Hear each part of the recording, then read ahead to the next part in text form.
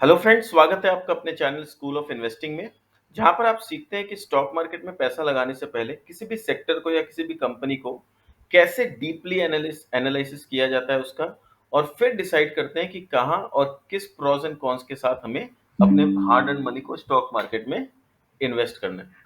अगर हम इस तरह से डीपली स्टडी किए बिना स्टॉक मार्केट में इन्वेस्ट करते हैं तो हम मार्केट की वोलेटिलिटी में बहुत बार पैनिक कर जाते हैं और हम अपना मनी लूज कर बैठते हैं। तो आज जो सेशन हम स्टार्ट करने जा रहे हैं, this is session 3 of our series how to analyse steel sector. Session 1 और सेशन 2 हम ऑलरेडी कवर कर चुके हैं और आज सेशन 3 है, जहां हम कुछ और फैक्टर्स डिस्कस करेंगे जो स्टील इंडस्ट्री को इम्पैक्ट करते हैं। तो चलिए आगे बढ़ते हैं और समझते हैं कि क्या क्या फैक्टर्स हैं जो स्टील इंडस्ट्री को इम्पैक्ट कर सकते हैं।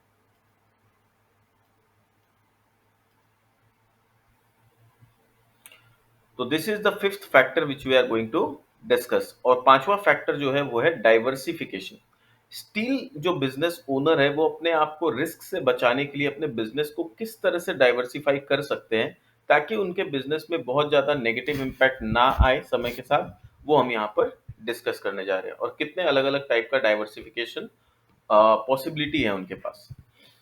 Steel making is a risky business, जो हम अभी तक समझते आए हैं, which involves uncertainties related to demand and supply. तो डिमांड और सप्लाई काफी अनसर्टन है, एक कंसिस्टेंट डिमांड इसमें हो ऐसा जरूरी नहीं है। पॉलिटिकल एंड रेगुलेटरी रिस्क भी इसमें रहता है। To reduce many of these risk, company go for diversification in their business model।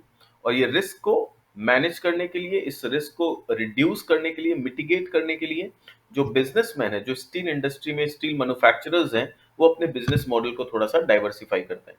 कैसे करते हैं?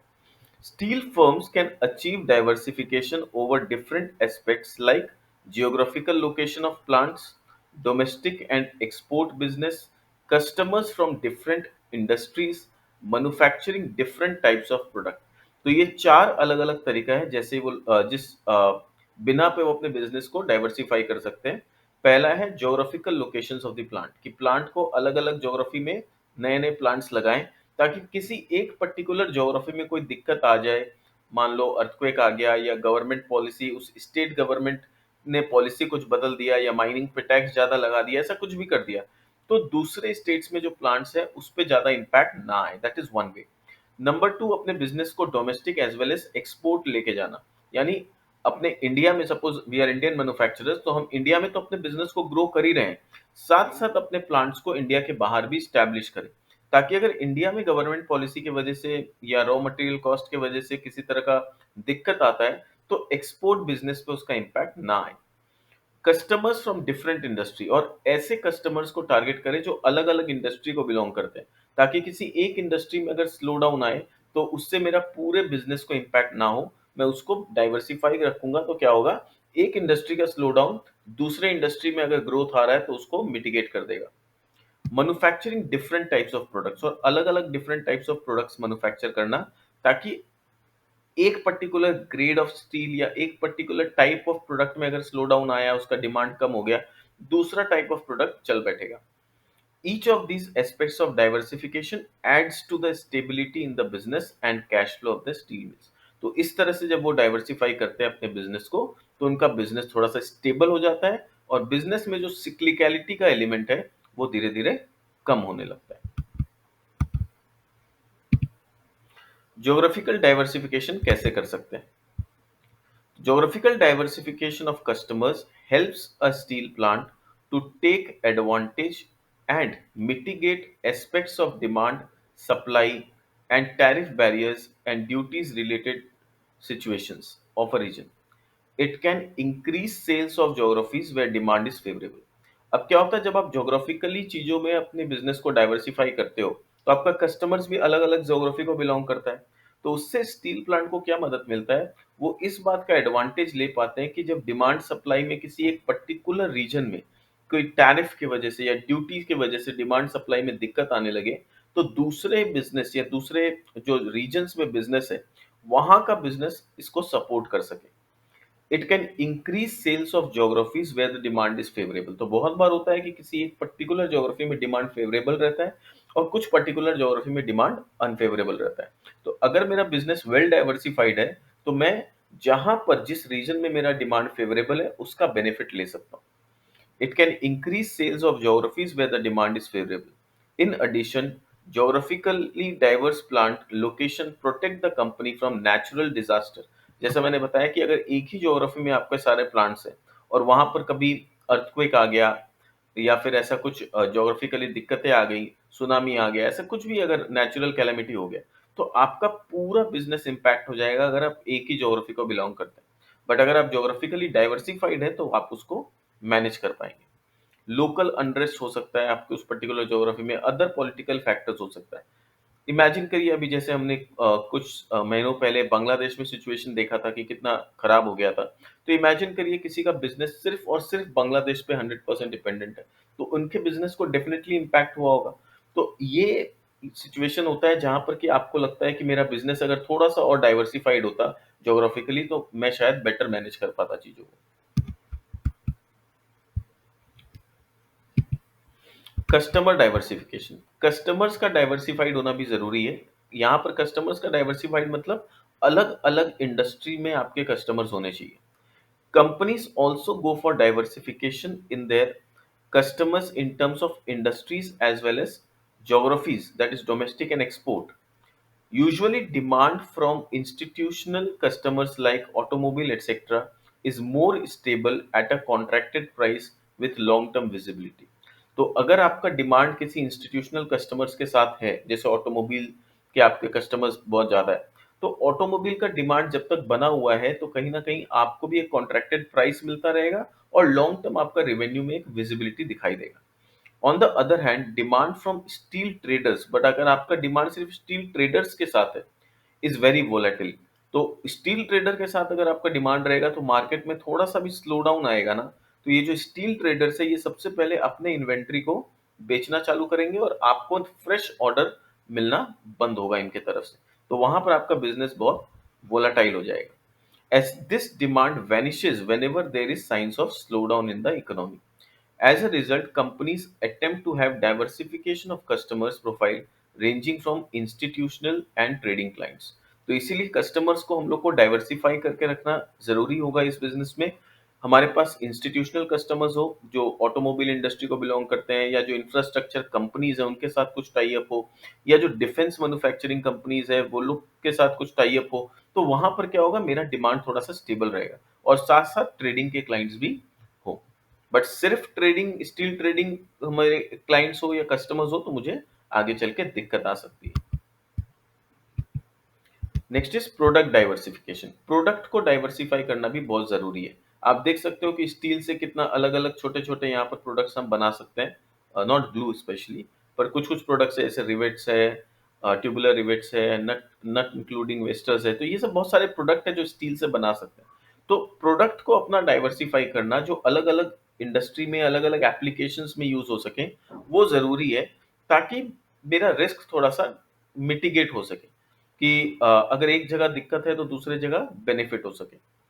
Steel manufacturers that are able to produce various types of products like long and flat, ordinary and value added, and special steel and other intermediary products are able to benefit from increased demand in any of the product segment.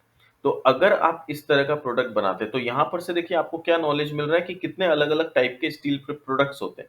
Long products होता है, flat products होता है, फिर एक ordinary जो सब कोई बेच रहे हैं वैसे प्रोडक्ट होते हैं, कुछ वैल्यू एडेड प्रोडक्ट्स होता है जहां पर आप ऐसा कोई प्रोडक्ट बना रहे हैं जिससे कस्टमर्स को वैल्यू ऐड हो, एंड स्पेशल स्टील्स होता है, एंड अदर इंटरमीडिएरी प्रोडक्ट्स भी होता है। स्पेशल स्टील जैसे मैंने बताया कि ये कस्टमर के साथ नीड के हिसाब से अगर चीजों को हम कस्टमाइज करते हैं तो वो स्पेशल प्रोडक्ट्स बोला जाता है।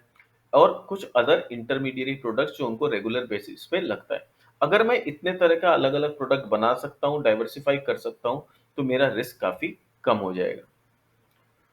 They will benefit from the increase demand in any of the product. तो क्या होगा, अगर आपके पास बहुत सारे प्रोडक्ट का वैरायटी है तो किसी एक प्रोडक्ट में भी डिमांड बढ़ता है ना, तो आपको वहां से बेनिफिट होगा।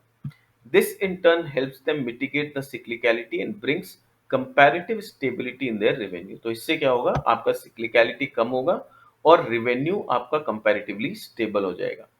Most integrated steel manufacturers benefit from product diversification as they can increase the production of crude or intermediate or finished or value added steel as per the market requirement।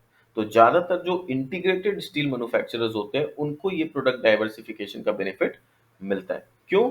क्योंकि वो as per the need of the hour, need of the economy अपने product को बदल सकते हैं।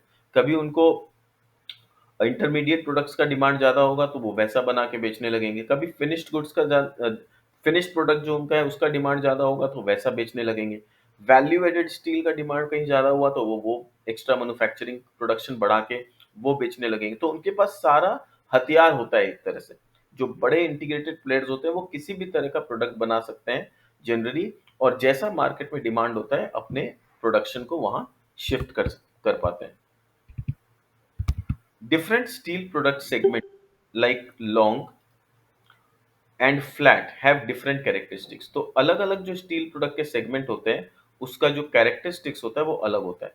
Major production of steel is in the form of longs. तो steel का ज्यादातर जो प्रोडक्शन होता है ना वो लॉन्ग फॉर्म में होता है। ठीक है, which are used in housing. तो वो कहाँ कहाँ पर यूज होता है? हाउसिंग में यूज होता है। तो ये आपको, अगर आप लर्न कर रहे हैं इस वीडियोस के थ्रू, तो आप ये नोट डाउन कर सकते हैं कि स्टील के जो लॉन्ग प्रोडक्ट्स है उसका इस्तेमाल कहाँ कहाँ पर होता है। वो होता है हाउसिंग में, कंस्ट्रक्शन में, इंफ्रास्ट्रक्चर में। These products are relatively low margin. तो ये जो प्रोडक्ट होते हैं ये लो मार्जिन प्रोडक्ट्स होते हैं देन द फ्लैट प्रोडक्ट्स। तो अगेन आपको नोट क्या करना है यहाँ पर कि लॉन्ग प्रोडक्ट्स जो है वो हाउसिंग में, कंस्ट्रक्शन में, इंफ्रास्ट्रक्चर में यूज होते हैं, बट इनमें मार्जिन कम होता है compare to the flat products. तो जो फ्लैट प्रोडक्ट्स होते हैं स्टील के वो कहाँ पर यूज होते हैं? They are used in automobiles, consumer durables, shipping etcetera. Flats have higher margin than the longs. तो ये नोट करने का चीज हो जाता है कि फ्लैट जो स्टील है उसके मार्जिन हायर होते हैं compare to the long products. However their prices are more volatile. पर जो फ्लैट प्रोडक्ट्स होते हैं उसके जो प्राइसेस होते हैं वो ज्यादा वोलाटाइल होते हैं। The ability to switch between longs and flat is also essential for steel plant over long term। तो जो स्टील मैन्युफैक्चरर्स है उनके लिए जरूरी हो जाता है कि अपने प्रोडक्शन को लॉन्ग से फ्लैट या फ्लैट से लॉन्ग, जैसा जिस समय रिक्वायरमेंट होगा उस तरह से उस तरफ क्या वो अपने प्रोडक्शन को शिफ्ट कर सकते हैं लॉन्ग रन में। because consumption pattern of a developing economy changes from long to flat as it grows। तो जैसे जैसे एक इकोनॉमी ग्रो करती है ना तो शुरू में ग्रोइंग स्टेज में आपका डिमांड लॉन्ग प्रोडक्ट्स का ज्यादा होता है। यानी वहां पर गवर्नमेंट इंफ्रास्ट्रक्चर पे खर्चा कर रही होती है, हाउसिंग के डिमांड होते हैं, कंस्ट्रक्शन के डिमांड होते हैं, तो लॉन्ग प्रोडक्ट्स का डिमांड ज्यादा होता है। बट जैसे जैसे ये ग्रोथ बढ़ने लगता है इकोनॉमी में वैसे वैसे लोगों का अर्निंग पावर बढ़ने लगता है, और जब अर्निंग पावर बढ़ने लगता है तो डिमांड आता है फिर ऑटोमोबाइल का, कंज्यूमर ड्यूरेबल्स का, डिफेंस में, शिपिंग एक्टिविटीज का। तो वहां पर फिर फ्लैट प्रोडक्ट्स का डिमांड ग्रो होने लगेगा। तो इवेंचुअली कौन बेटर कर पाएगा इस इंडस्ट्री में? ऐसा मैन्युफैक्चरर जिसके पास लॉन्ग प्रोडक्ट्स भी है, जिसके पास फ्लैट प्रोडक्ट्स भी है। और अगर अभी उस किसी के पास लॉन्ग प्रोडक्ट्स है तो आपको देखना है कि क्या वो मैनेजमेंट लॉन्ग प्रोडक्ट से अब फ्लैट प्रोडक्ट्स की तरफ जा रहा है कि नहीं जा रहा है।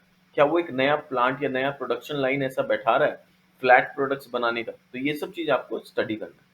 तो इसी तरह से अगर आपको लगता है कि ये नॉलेज जो आपको मिल रहा है ना इंडस्ट्री को स्टडी करके, कि कंपनी को जब हम स्टडी करेंगे तो किन किन बातों का ध्यान रखना है, अगर आपको इस तरह का नॉलेज लेने में मजा आता है, आपको लग रहा है कि आपका वैल्यू एडिशन हो रहा है, आपको कुछ नया सीखने मिल रहा है, तो आप हमारे वेबसाइट को विजिट कर सकते हैं। वहाँ पर मैंने कुछ इस तरह के कोर्सेज डिज़ाइन कर रखे हैं आपके लिए, और वहाँ पर आप और भी सेक्टर्स के बारे में जानकारी ले सकते हैं। और भी कुछ ट्यूटोरियल्स है, कुछ बेसिक है जो एकदम स्टार्टिंग में है। स्टूडेंट्स हो गए जो अभी इक्विटी रिसर्च में अपना करियर बनाने का सोच रहे हैं, उनके लिए ये कुछ कोर्सेज डिज़ाइन किए हुए हैं जहाँ पर आपको basics of balance sheet, PL, cash flows को कैसे एनालाइज करते हैं, इन्वेस्टर प्रेजेंटेशन को कंपनी के कैसे रीड करते हैं, वहाँ से इंफॉर्मेशन कैसे डिराइव करते हैं, ये सब वहाँ पर देखने को मिलेगा। तो मैं आपको ले चलता हूँ अपने वेबसाइट पे। सो ये हमारे वेबसाइट है www.schoolofinvesting.org। आप यहाँ पर आ सकते हैं और यहाँ पर आप कोर्सेज अवेल कर सकते हैं। ये आपके लिए डिजाइन किया हुआ है। ये सारे कोर्सेज मैंने डिजाइन किया ताकि एक रिटेल इन्वेस्टर किस तरह से मार्केट में प्रॉपर नॉलेज के साथ इन्वेस्ट कर सकता है और अपने पैसे को मार्केट में लूज करने से बचा सकता है। तो अगर आपको इस तरह का सेक्टोरल नॉलेज चाहिए है, चाहिए तो आप ये वाला हमारा जो कोर्स है ना, how to analyse different sectors, आप इसको सब्सक्राइब कर सकते हैं। इसका प्राइस भी बहुत रीजनेबल मैंने रखा है, मैंने कोई ओवर चार्जिंग या ऐसा कुछ नहीं किया है, कोई गिमिक करने का कोशिश नहीं है। बहुत सिंपल, स्ट्रेट फॉरवर्ड, बहुत कम प्राइस पे मैंने कोर्स को रखा है।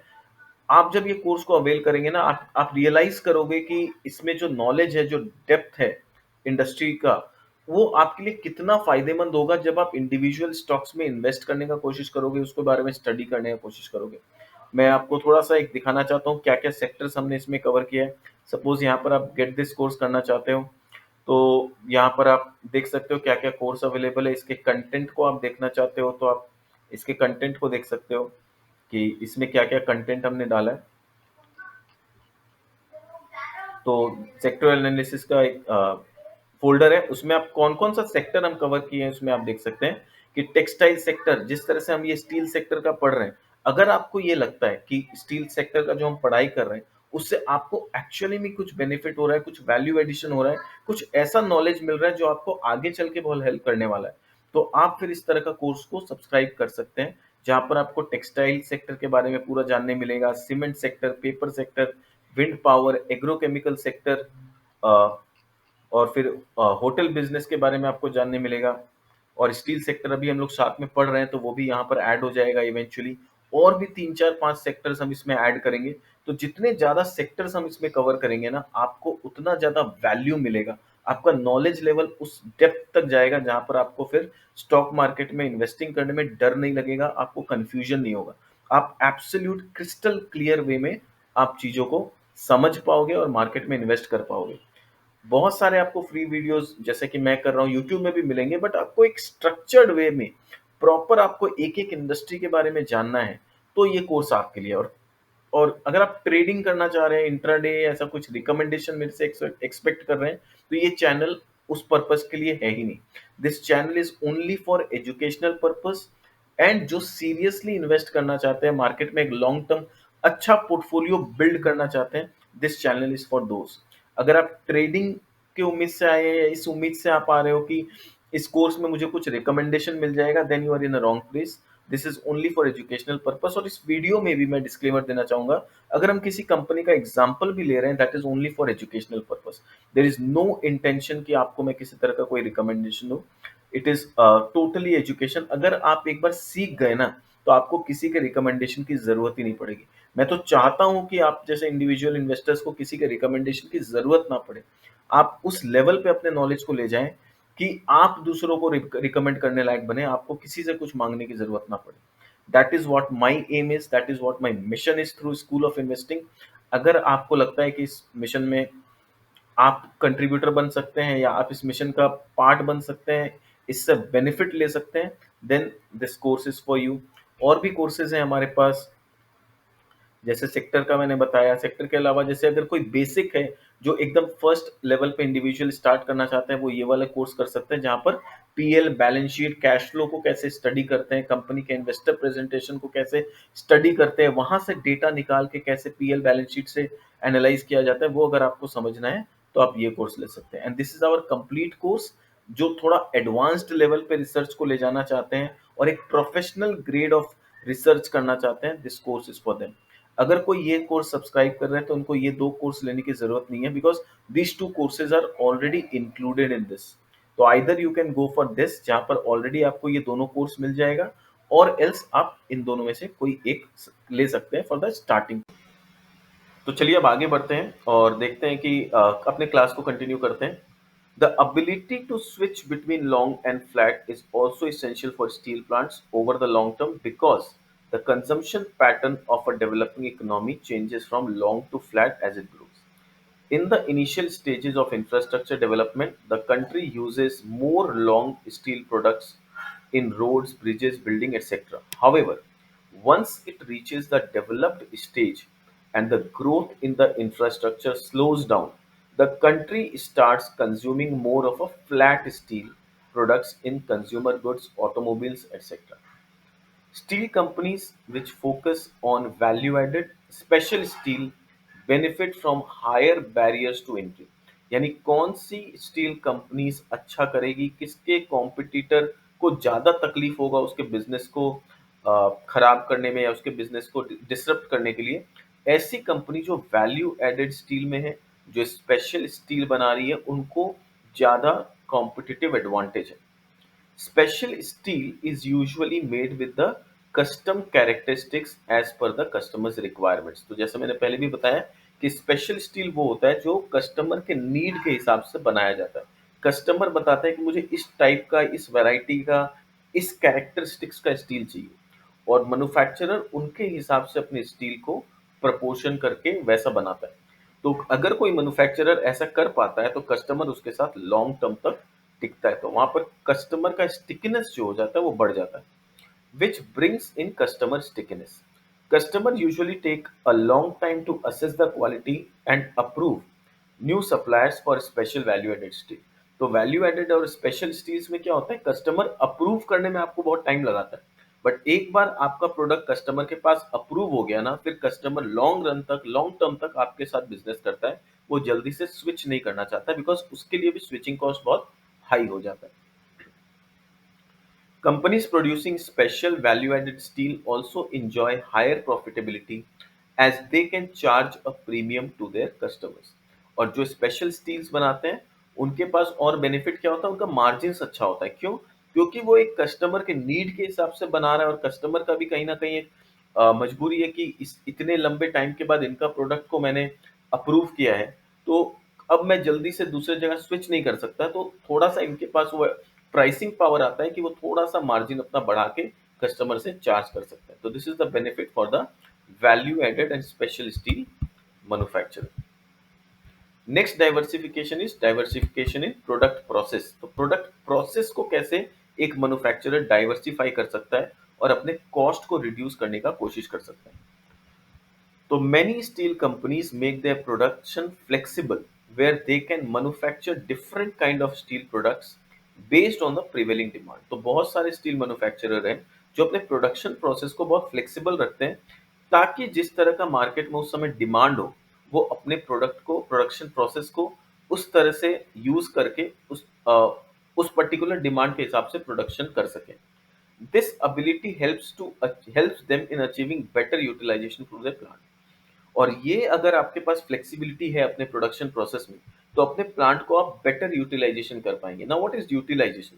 यूटिलाइजेशन का सिंपल सा मतलब है, अगर आपका प्लांट मान लो 3 मिलियन टन का है, तो डिमांड अगर कम है किसी पर्टिकुलर वैरायटी का, और आपके प्रोडक्शन प्रोसेस में ये फ्लेक्सिबिलिटी नहीं है, तो आप 3 मिलियन टन का प्रोडक्शन कर नहीं पाओगे, क्योंकि उतना डिमांड ही नहीं है। और अगर आप कर भी रहे हो मजबूरी में, तो क्या होगा, इन्वेंट्री लेवल आपका दिन पे दिन बढ़ते चला जाएगा, तो वहां पर भी आपका वर्किंग कैपिटल ब्लॉक होगा। पर अगर आपका प्रोडक्शन प्रोसेस में वो फ्लेक्सिबिलिटी है, तो आप देखोगे कोई बात नहीं, 3 मिलियन टन का मेरा प्लांट है, बट मैं ये 3 या 4 वैरायटी ऑफ प्रोडक्ट्स बना सकता हूँ। तो जिस प्रोडक्ट के वैरायटी का डिमांड उस समय ज्यादा होगा, आप प्रोडक्शन को वहां शिफ्ट कर देंगे, तो आप प्लांट को पूरा फुल्ली यूटिलाइज कर पाएंगे, 3 मिलियन टन का प्रोडक्शन कर पाएंगे, और आपको ज्यादा इन्वेंट्री में अपना वर्किंग कैपिटल ब्लॉक भी नहीं करना पड़ेगा। तो दिस इज द एडवांटेज अगर आप फ्लेक्सिबल रखते हैं अपने प्रोडक्शन प्रोसेस को। In addition, another flexibility in steel manufacturing process is the ease with which manufacturer can start and stop the manufacturing process। और दूसरा चीज जो जरूरी है, जैसा मैंने सेशन 1 में भी डिस्कस किया था, कि generally it is not feasible कि आप प्लांट्स को बार बार शट डाउन करो, क्योंकि आपका स्टील प्लांट का जो फर्नेस है उसको हीट होने में बहुत टाइम लगता है, और फिर बार बार आप शट डाउन करते हो, फिर शट ऑन करते हो, तो वहां पर क्या होता है, आपका कॉस्टिंग बहुत ज्यादा बढ़ जाता है। वो आपके लिए फीजिबल नहीं होता है कि बार बार आप शट डाउन करो। पर अगर आपके प्रोडक्शन प्रोसेस में ऐसा कोई फ्लेक्सिबिलिटी है जहां आपके लिए प्रोडक्शन को शट डाउन करना, कैन स्टार्ट स्टॉप करना उतना ज्यादा एक्सपेंसिव नहीं पड़ता है, तो वहां पर फिर आपको थोड़ा सा बेनिफिट मिलता है। As steel is made at very high temperature, which takes a long time to reach the furnace। तो टेम्परेचर बहुत हाई चाहिए, और फर्नेस को उस टेम्परेचर में रीच करने में बहुत टाइम लगता है। तो एक बार वो टेम्परेचर रीच हो जाता है ना, तो जनरली कंपनी कोशिश करती है या बिजनेसमैन कोशिश करता है कि अपने प्लांट को शट डाउन करने का समय, मतलब शट डाउन करने का नौबत ना आए। Therefore, once the furnace is started, thereafter it is very costly to interrupt it। This ability to control cost by shutting down production when demand is low has proved to be a big competitive advantage to steel mills over the peers। पर अगर किसी manufacturer के पास ये एक advantage है कि जब demand slow हो तो मैं इजीली अपने प्लांट को शट डाउन कर सकूं without impacting too much on my cost, तो वहां पर उसके पास ये कॉम्पिटिटिव एडवांटेज आ जाता है। ओनली स्मॉल स्टील प्लेयर्स, पर जो बहुत बड़े स्टील प्लेयर्स है ना, उनके लिए ये शटडाउन और स्टार्ट स्टॉप करना बहुत डिफिकल्ट है, आदमी कितना ही फ्लेक्सिबल वो अपने बिजनेस को बना ले। तो ये एक पॉइंट है जहां पर जो स्मॉल स्टील मैन्युफैक्चरर्स लोग होते हैं उनको काफी एडवांटेज मिलता है। Only small steel players, especially those using electric induction furnace, are able to show such flexibility in their manufacturing process. Primary steel producers who make steel from iron ore and coal using blast furnace, as well as another secondary steel producers using electric arc furnace, do not enjoy such flexibility. तो अब यहाँ पर flexibility किसको मिल रहा है? Small steel players को। जो small steel players है, specially those using electric induction furnace. तो जो इलेक्ट्रिक इंडक्शन फर्नेस दो तरह का होता है, एक होता है इलेक्ट्रिक आर्क फर्नेस, एक होता है इलेक्ट्रिक इंडक्शन फर्नेस। तो जो स्मॉल प्लेयर्स होते हैं वो इलेक्ट्रिक इंडक्शन फर्नेस यूज करते हैं। तो ऐसे जो स्मॉल प्लेयर्स है उनके पास फ्लेक्सिबिलिटी ज्यादा होता है, so they are able to show such flexibility in their manufacturing process.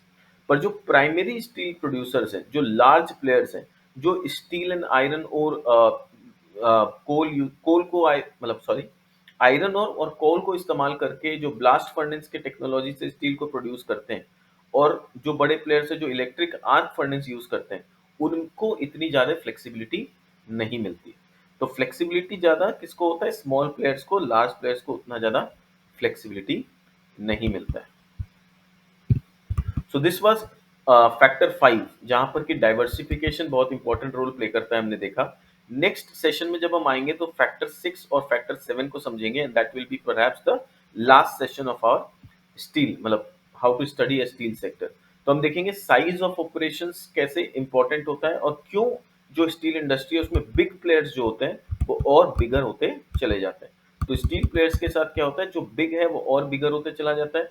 ऐसा नहीं कि small gets smaller, but big players के पास कुछ ऐसे एडवांटेज होते हैं जो उनको ज्यादा बेनिफिट पहुंचाते हैं। तो ये चीज हम नेक्स्ट सेशन में समझेंगे। उम्मीद करता हूँ ये सेशन, जो सेशन 3 है हमारा, उसमें जो हमने फिफ्थ फैक्टर को डिस्कस किया, ये आपको बहुत क्लियरली समझ में आया होगा। और इसी तरह से अगर आपको इस तरह का नॉलेजेबल कंटेंट अच्छा लगता है, आपको ये सीखने में मजा आता है, तो आप हमारे चैनल को सब्सक्राइब कर सकते हैं, हमारे वीडियो को लाइक कर सकते हो, उससे हमें भी मोटिवेशन मिलेगा। और यूट्यूब को के एल्गो को भी समझ में आएगा कि हाँ, ये एक ऐसा चैनल है जहाँ पर एक्चुअली वैल्यू क्रिएट किया जा रहा है इनके जो सब्सक्राइबर्स हैं उनके लिए। तो आपका भी थोड़ा कंट्रीब्यूशन का ज़रूरत है ताकि चैनल ग्रो कर सके। Thank you so much. मिलते हैं हमारे नेक्स्ट सेशन में और हम लोग डिस्कस करेंगे factor 6 and factor 7। Thank you so much. Bye bye.